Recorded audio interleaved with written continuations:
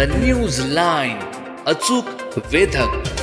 रोजी मराठा आरक्षणाचे संघर्ष योद्धे माननीय जरांगे पाटील साहेब यांनी 4 नोव्हेंबरला हे डिक्लेअर केलं की महाराष्ट्रामध्ये सकल मराठा समाजातर्फे कुठलेही उमेदवार दिले जाणार नाही.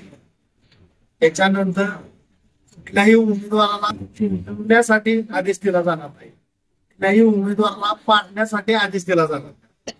तुम्हाला तुमच्या विधानसभा मतदारसंघामध्ये जो उमेदवार योग्य वाटतो त्या उमेदवाराचं तुम्ही काम करा, अशा पद्धतीचे 4 तारखेला सकाळी पत्रकार परिषद घेऊन जरांगे पाटील साहेबांनी आदेश दिल्यानंतर 4 तारखेच्या संध्याकाळपासून या कराड दक्षिण विधानसभा मतदारसंघातील जे मराठा क्रांती मोर्चामध्ये जे आमच्यासारखे कार्यकर्ते काम करतात, परंतु काही कार्यकर्ते हे सर्वपक्षीय काही पक्षांच्या मध्ये पदाधिकारी आहेत किंवा काम करत असतात, परंतु मराठा क्रांती मोर्चामध्ये काम करत असताना ते राजकीय सोडे बाजूला ठेवून आजपर्यंत मराठा क्रांती मोर्चा कराड तालुका आणि सकल मराठा समाज कराड तालुक्याने काम केलेलं आहे आणि इथून पुढेही त्या पद्धतीने होत राहील.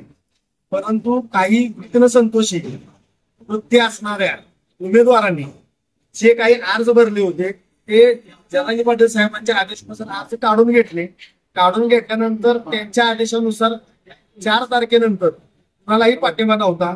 परंतु या विघ्नसंतोषी लोकांनी स्वतः जाऊन एका XYZ उमेदवारांना पाठिंबा देण्याचा प्रयत्न केला, तो त्यांनी वैयक्तिक द्यावा त्या पद्धतीचा अधिकार त्यांना राज्यघटनेने दिलेला आहे.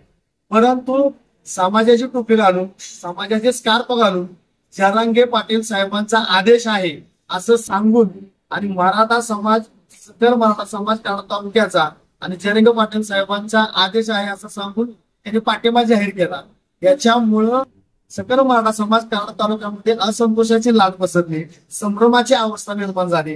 कारण तो आज कराड दक्षिणच्या विधानसभा मतदारसंघामध्ये बॅलेट पेपरवरती जेवढे काही उमेदवार असतील त्यातील कुठल्याही उमेदवाराला कोणत्याही प्रकारचा पाठिंबा जरांगे पाटील साहेब आणि सकल मराठा समाज कराड तालुक्यातर्फे दिलेला नाही.